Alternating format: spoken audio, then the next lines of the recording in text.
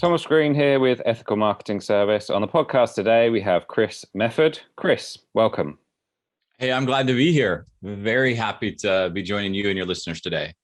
Glad to have you. Would you like to take a moment and tell the audience a little bit about yourself and what you do?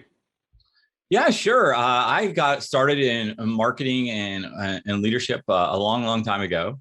I just fell in love with it since I was a kid. I used to circle the subliminal advertising they used to put in magazines. I remember as a kid thinking that was weird that there's an SEX drawn in the can of Sprite in this magazine. And so I was always drawn to media and marketing and did that for years. Eventually went and got my MBA. Started my own advertising and marketing agency. From there, started to work for a national radio personality and did that for 10 years and traveled the country and built his brand and then additional brands after that. And I started working with other people and building their brands. I got pretty good at it and had a lot of fun. But eventually it wore out. I wore out on all of that and started getting more into the leadership genre. As more and more as I got put into positions of leadership, I realized that there were so many people who did it poorly and did it bad, and that people were out there suffering in their jobs and with terrible bosses simply because their bosses or leadership didn't care or didn't know what to do. And so I spent the last many years kind of dedicating myself to making people's work life better. Great introduction. In part because it's a very nice segue into my opening question. And I think you'll probably be familiar with this particular wording. In a society obsessed with leadership, why are we so bad at it? Yes. I'll tell you, we spend about $166 billion a year on leadership development worldwide, and only 73% of people hate their job and hate their boss specifically. And so that's a small percentage of people who actually like their job and like their boss. And we know the data is accurate based on the fact that when we ask people if they feel like their workplace has empathy towards them or their boss can be empathetic, only about 30% respond positively. So that correlates really well with the 70% who don't feel like they enjoy their work or their boss. And so as a result of this, I think that leadership is simply a class structure gone bad. We all dream about leadership. We go to leadership training, but these leadership gurus who bring you in and motivate you, they're motivated to get you there to train you to spend your money. Their motivation isn't necessarily that your workplace becomes better or that your organization turns around, although they wouldn't disagree that that's something they would love to see happen. But their business model is simply to get you there to spend money on leadership training. And the reason I can say that so comfortably is simply based on the fact that I doubt anyone's ever gone to a leadership training or workshop or conference and had, hey, now that you've got all this, let's talk about how you go back and roll it out with your team. Let's talk about the strategy. You can't just go back and throw this on everybody. Nobody ever does that. They don't tell you how to implement it.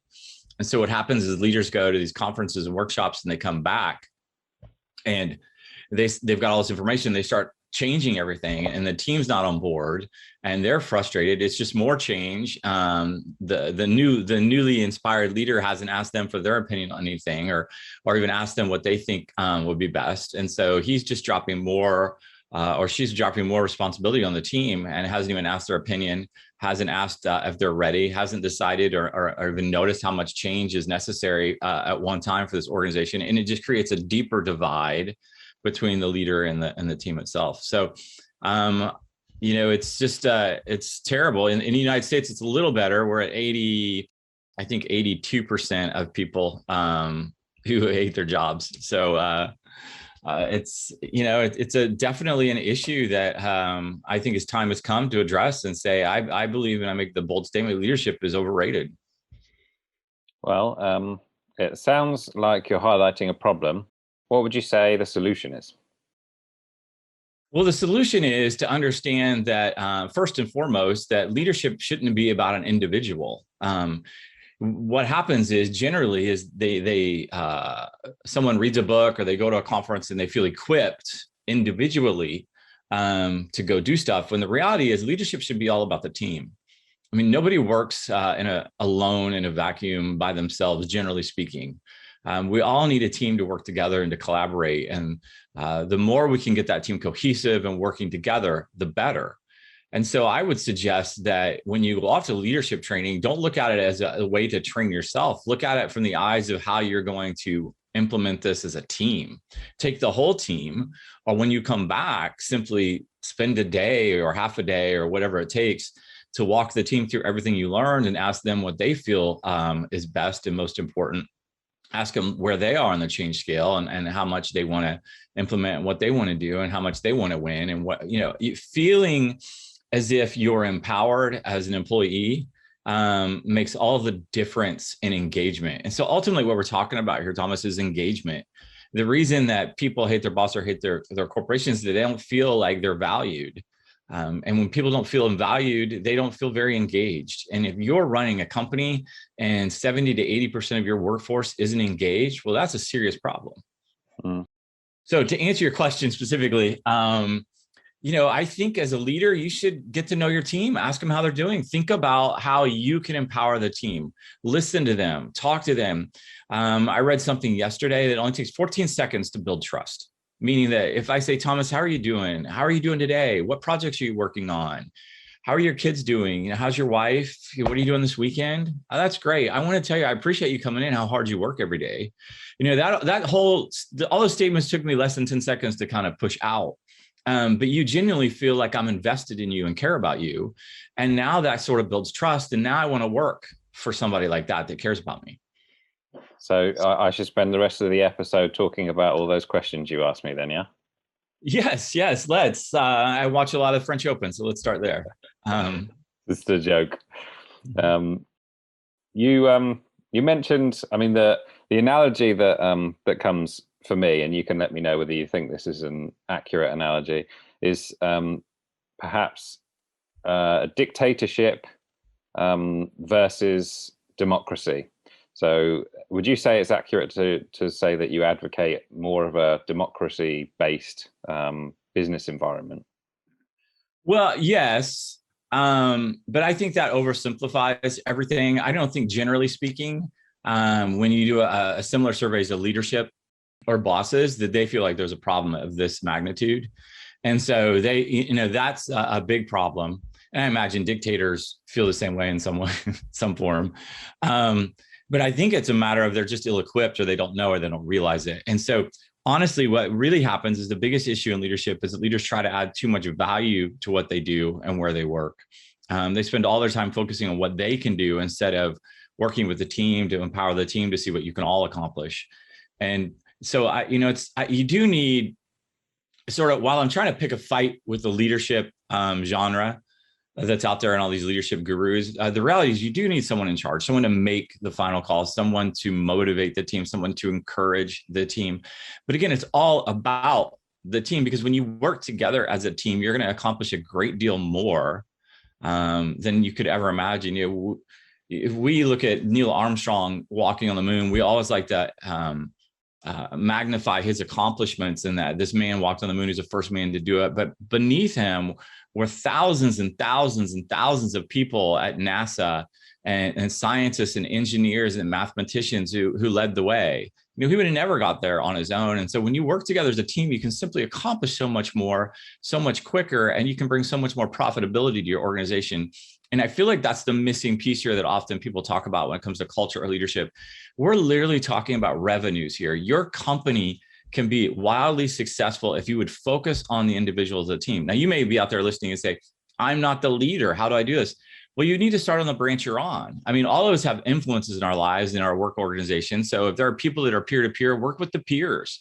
Show them empathy. Show them that you want to listen. Show them what you can do to help. Ask them how we could collaborate and make these projects better. People will notice success, and it will lead to further responsibilities, even more success. Mm. Based on the outcome, would you say it's more about the success of the business, revenue-wise or profitability-wise, or would you say it's about culture and perhaps well-being across the board for everyone? In terms of the importance, what would you say is driving your leadership philosophy? That's a good question, Thomas. I would counter that's the problem with workforce and leadership today, and why 80% of the people hate their job is these things are not mutually exclusive. you can generate revenue and have a very fulfilling, very rewarding workplace. And it's ridiculous that we think we have to choose. And that's what we've been taught. I've joined organizations where people thought I was too empathetic at the start, or I was trying too hard. And the reality was they had just never been treated properly. And so they didn't understand a leader who would come in and actually be concerned about them, or overly emotional in a sense that, I want to get to know you. I want to talk to you. I want to have a relationship with you. And so that felt weird to them, which was sad, because really that's the best way to sort of build an environment and build an organization. And that's what we're ultimately getting at, is creating a self-led team. If you get a team that's empowered and excited and trusts you, and you trust them, it's less work on you as a leader. You can go off and build and try and create and grow new things while you have a team back here who's handling it, because you have this great amount of trust. So the idea that you have to choose money or happiness is just not an accurate statement. You should demand both, and you can have both. So the reason I ask is, and premise this question with, I happen to agree with everything you're saying. I'm only asking the question because I want to know what your opinion is. So I've spoken to a couple of people who maybe have the same position as you, in the sense that, and I'm not sure whether you subscribe to this particular notion, but servant leadership is one of the things that I've discussed. And the question I ask is around Steve Jobs. So Steve Jobs is idolized as a great leader. Apple, obviously hugely successful. And it kind of runs counter to perhaps this particular philosophy. So I'd just like to get your thoughts on what you think about that. Yeah, that's an interesting one. I always point out, for every Steve Jobs, I can point to a Richard Branson, who seems to have the love of his team, who seems to enjoy life and fulfill life. And it's equally as exciting. And he's accomplished, maybe not on the tech side, but, through life and airplanes and music and the whatnot, almost as much, and created an empire of itself. But with regards to Steve Jobs, I think there are a couple of things at hand here. How much more would that man be revered if he was a little bit less edgy? Now, that's the way he operated. That's the way he was. And I believe he's loved and beloved simply because of the fact that he drove people and pushed people beyond what they even could fathom was acceptable, in ways to create things that nobody had even ever dreamed of before. And so when you're a part of something like that, and you can look back and say, I really pushed that myself really hard. He was really just a hard driver. But overall, as a man, generally speaking, nobody really liked him. And so I think you got to ask yourselves, can I drive people hard, but also get them to respect me and love me? And I think that's the pinnacle, the ultimate thing. And so while you will get results by driving people, you may not be as beloved as Steve Jobs, because you probably ultimately won't create iTunes or iPhones. Yeah, I think that's a safe bet in most instances. But I feel like that, correct me if I'm wrong, I feel like that kind of answers my previous question, because what you're saying is that you can have just as profitable a business, just as high a revenue, but you can choose between having a horrible environment and one where everyone feels valued. And therefore the emphasis for me would be, you're focusing, my view, on essentially how people feel in the business they're in, how valued they are, how happy they are, essentially. What do you think about that? Yeah, no, absolutely. With Steve Jobs, one of the reasons we do love him is because he created such innovative products.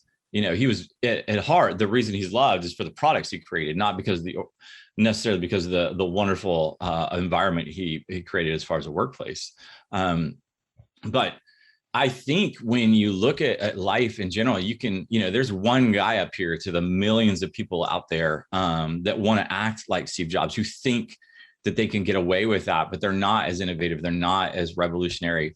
They're not as creative. And so all they come off of is jerks. And I think it's a negative in that we don't really highlight the great leaders who are out there doing this really well. I think of Walt Freese, who was the CEO of Ben and Jerry's ice cream.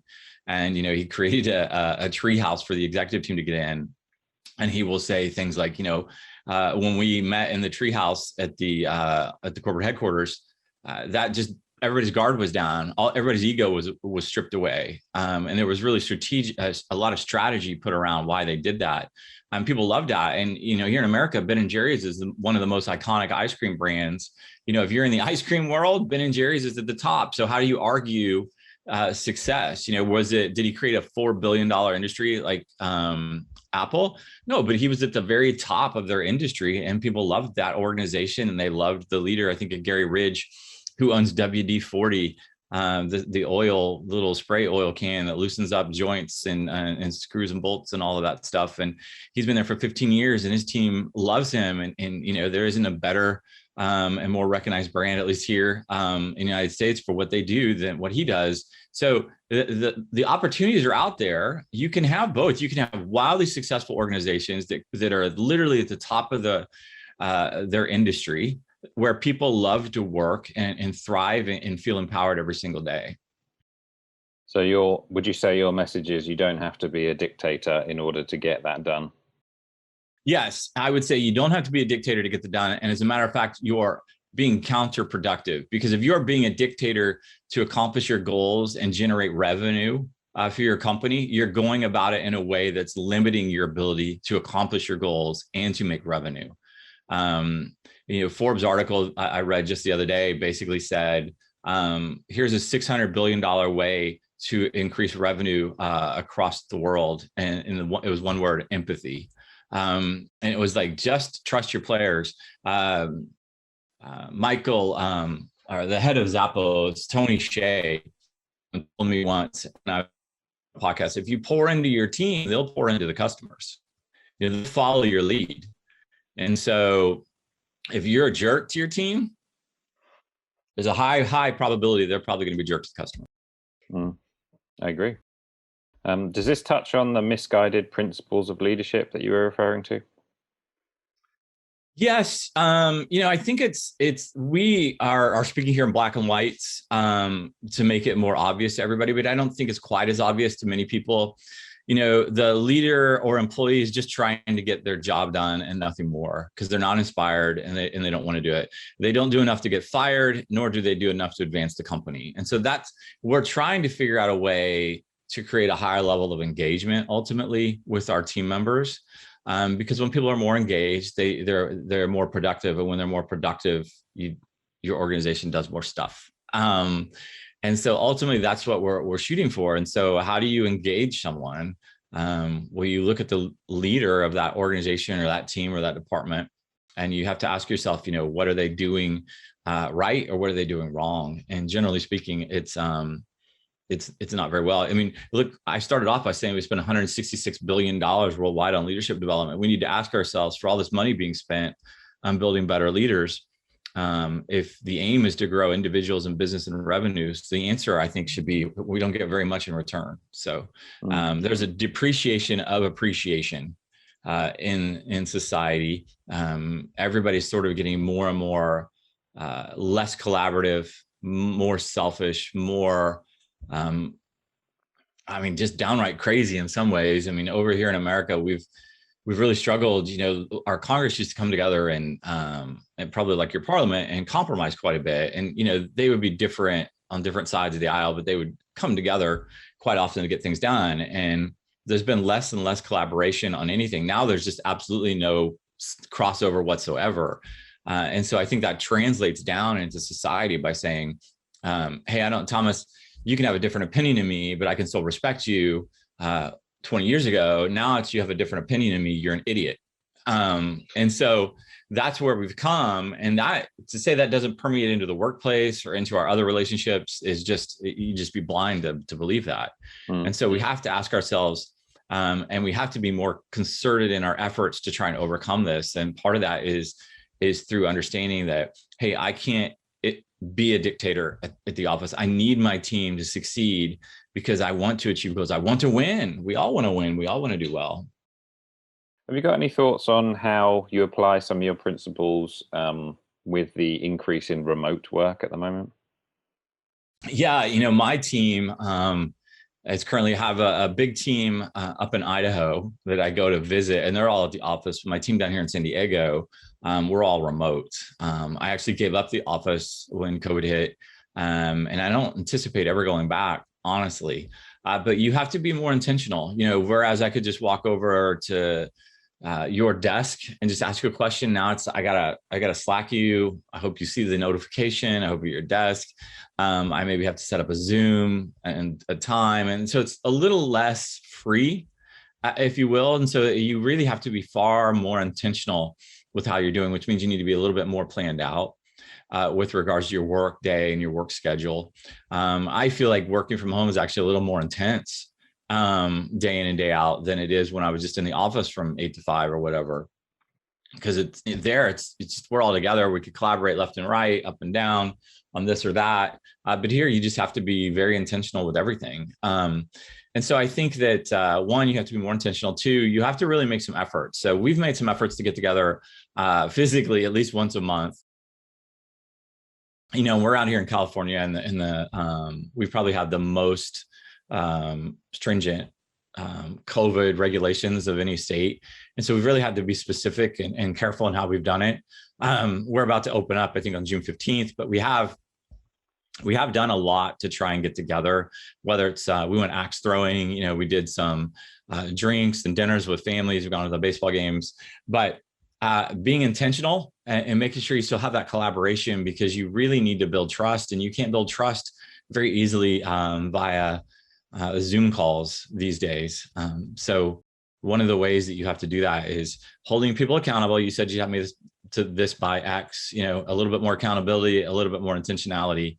And I think you can make it work. I feel like we've done a pretty good job of staying tight and getting closer as a team as a result of this. Yeah, sounds like you're very organized. Is some of that team building exercises?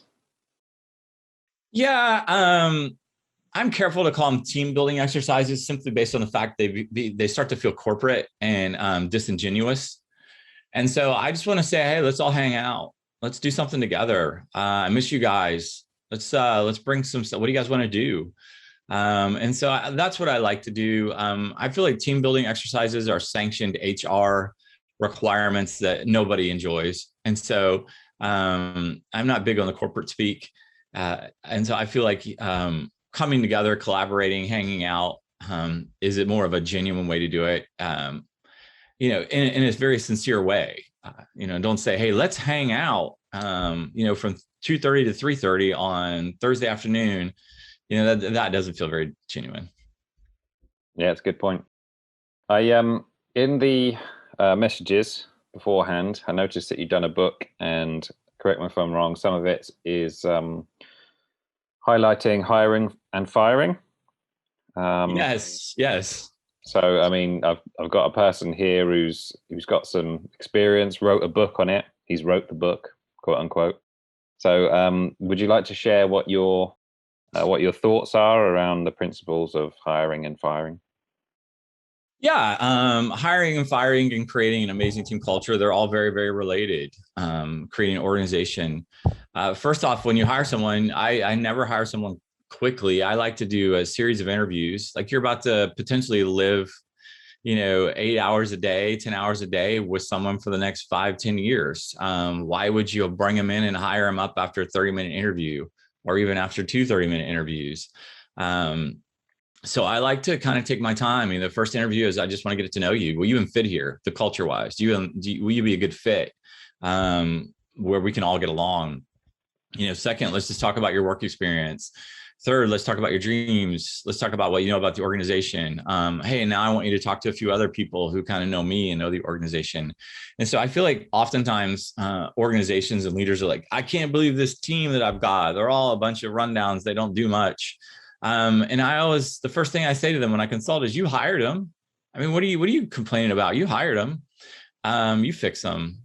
And so I tell people when they're hiring, hire people that you really want to hang out with, that you want to do stuff with, that you want to be with, who are really skilled, and then also get out of their way. I feel like a lot of times we hire people and we spend so much time vetting them and making sure they're right, and we overcomplicate the hiring process in many ways. We look at every little minute detail in some ways and try and reduce it down. Oh, that's not going to work. They're just going to be terrible. They did this one thing and they answered this one question out of 1,000 wrong. But we bring them in and then we get in their way and we micromanage. We don't give them any freedoms. We hire these experts and then we tell them they can't do a whole lot at the start. And so I think if you take your time on the front end, it gives you more confidence on the back end to get out of the way and let them do what you hired them to do. And then the second thing with regards to firing, I generally don't like to fire. There's an old saying, hire fast, fire fast, or hire slow, fire fast. It's always fire fast. And I think that why that had so much popularity is because it really addresses the problem quickly. And in some organizations and companies, you need to do that. But my take on it is hire slow, fire slow. When you fire someone, the entire organization is watching. And if you fire someone quickly, that does not put the company at ease. That does not put your team at ease. They don't respect you for that as much as you think they might. And they get nervous. And part of what we should do as leaders is create a safe work environment where people feel like they can come in and be themselves, be honest, be transparent, make a mistake here or there. But when you fire quickly, that sends a message like, well, I better not screw up. So I'm not going to tell them about what I did. I'm not going to be as transparent as I probably should be. I'm not going to work as hard because if I put myself out there as much, I could mess up. I could get fired.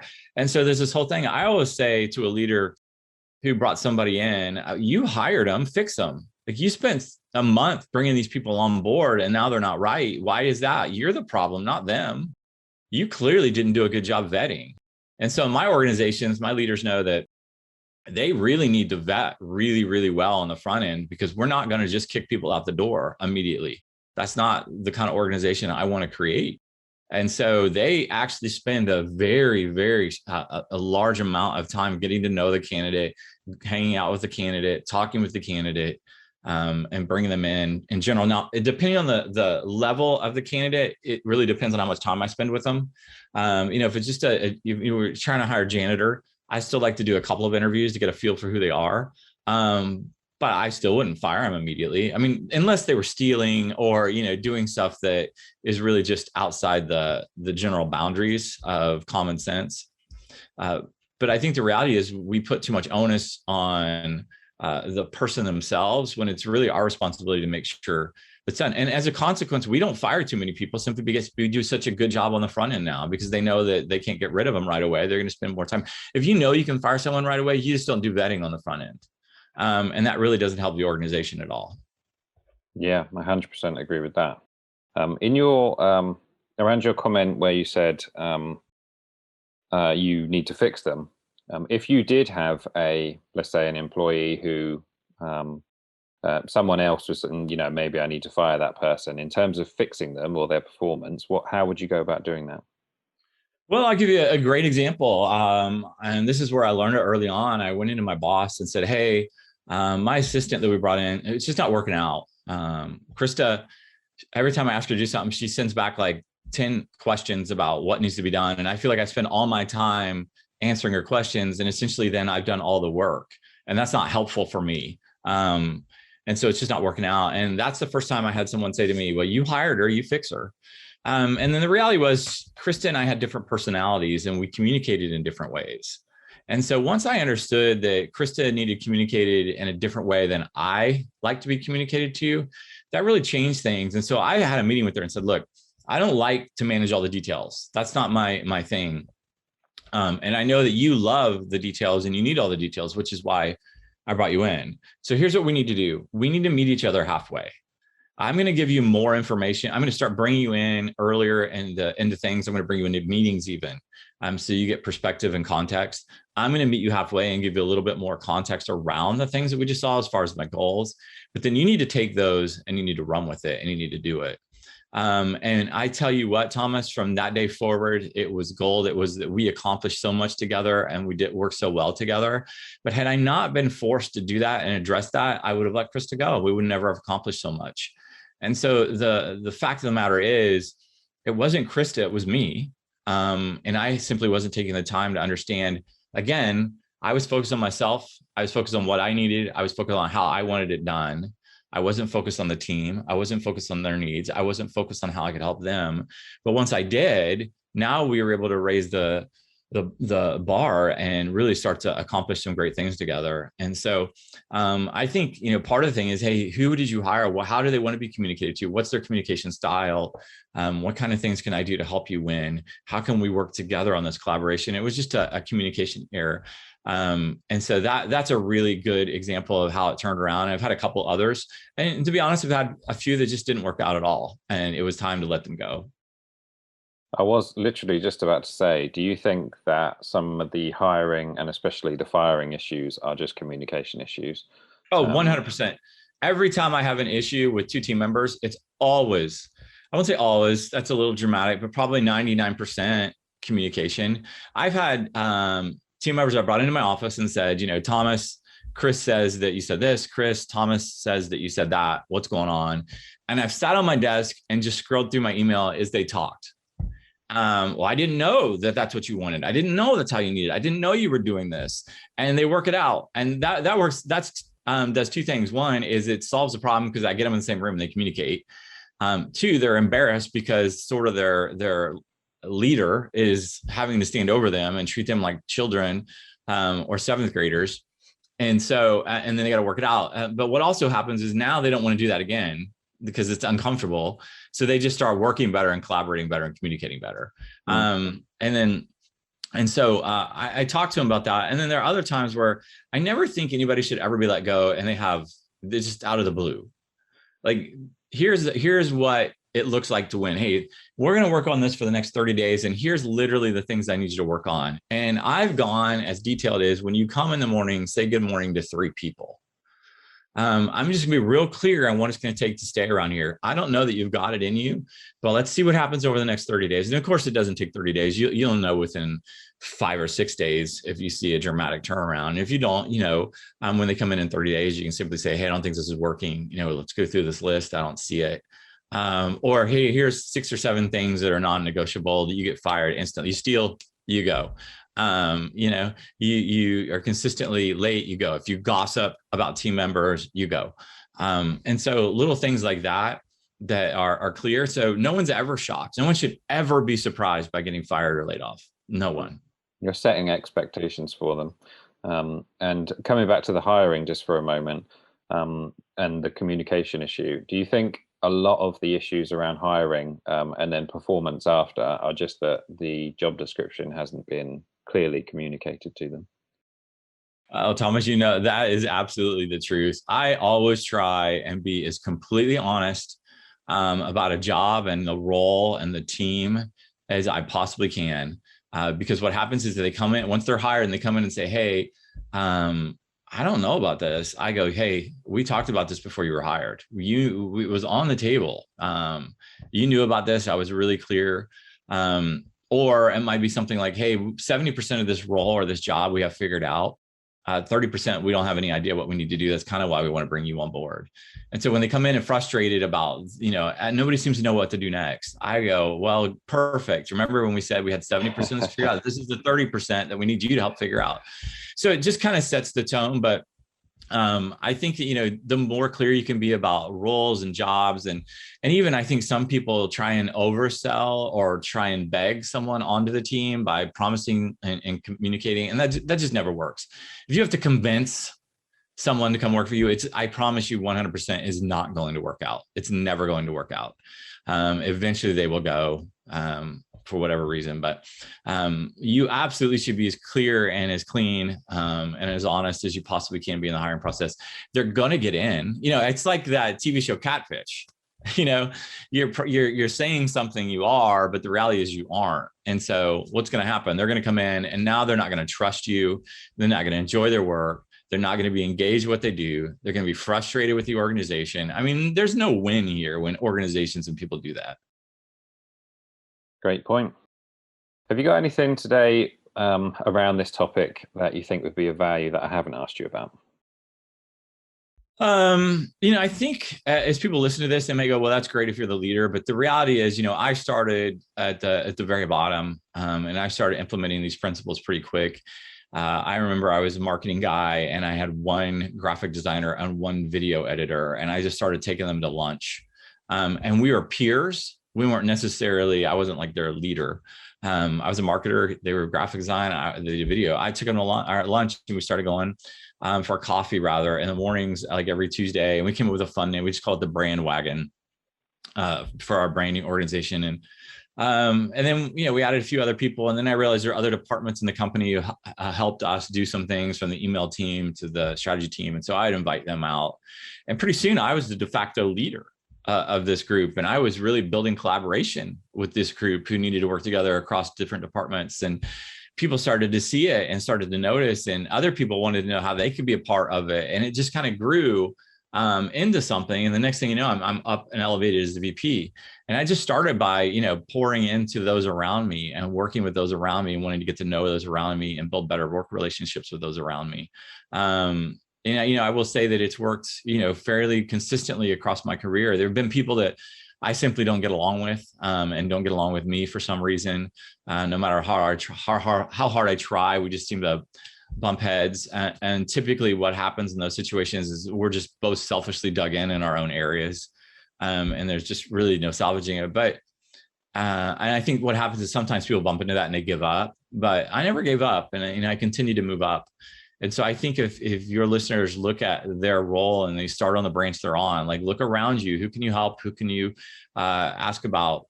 What can you do? Can you help them win? How do you collaborate? People will notice. It will dramatically impact their position within the company. I promise you.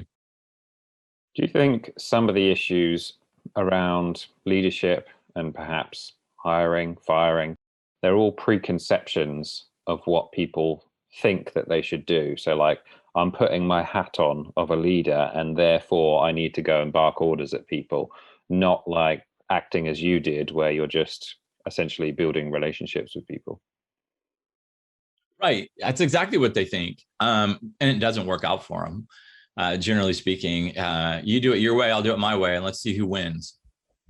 Let's do it that way. Let's see whose team is happier. Let's see who's more excited to come into the office. Let's see who has fewer people leave and fewer call in sick across the board. Let's put that. I'll go up toe to toe with these kinds of maniacs day in and day out.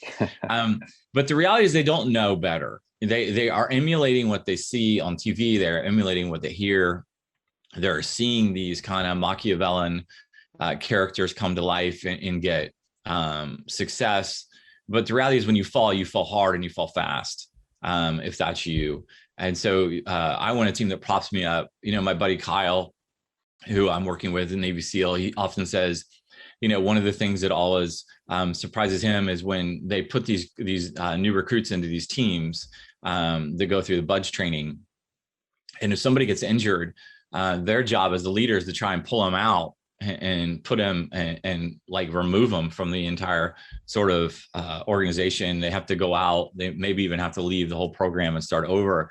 And he said, it's all surprising to me that how quickly the team comes around.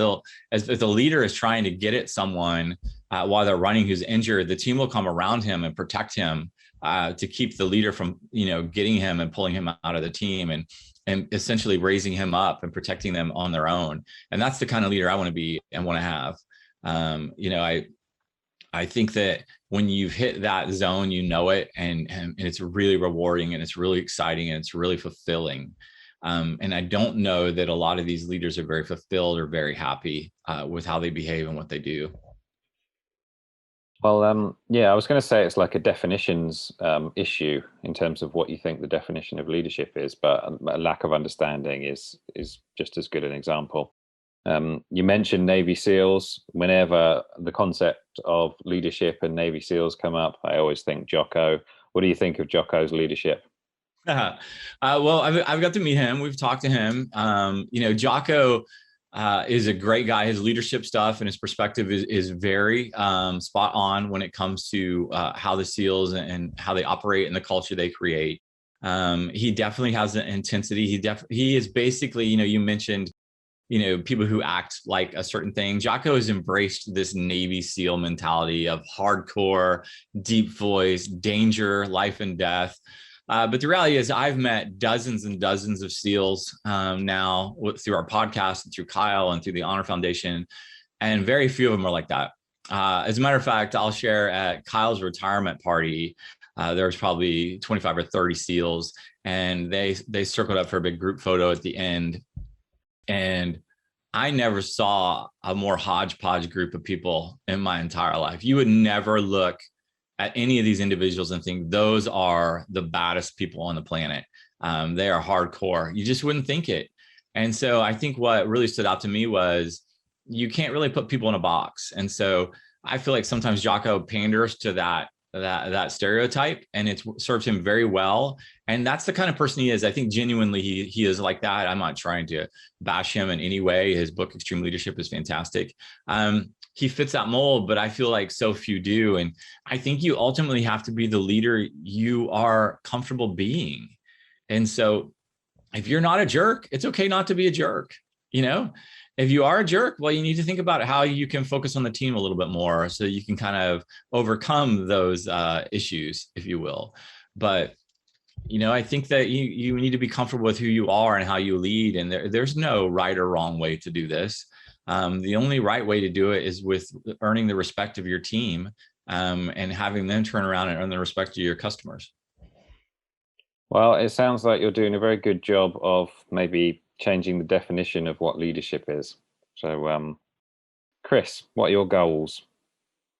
Well, my goal is to lower that threshold of 70 to 80% of people who hate their job down to 0.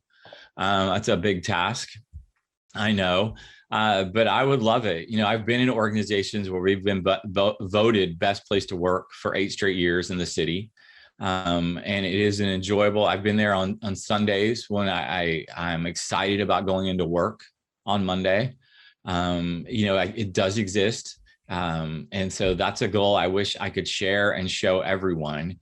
And that's going to be a goal I continue to do. My buddy Kyle and I are actually writing a book on this very topic. And soon in another year or two, it'll come out. It's called Leadership is Overrated. And we do want to address that. We want to get this book in the hands of every single human who has a job or leads people. That is quite a good goal to have. It's your big, hairy, what's it called? Yes. Audacious goal. Yes. Yeah, I'll get that one day. Does your Navy SEAL business partner, does he use Navy SEAL terminology? Does he say, Roger that, Chris? Roger that?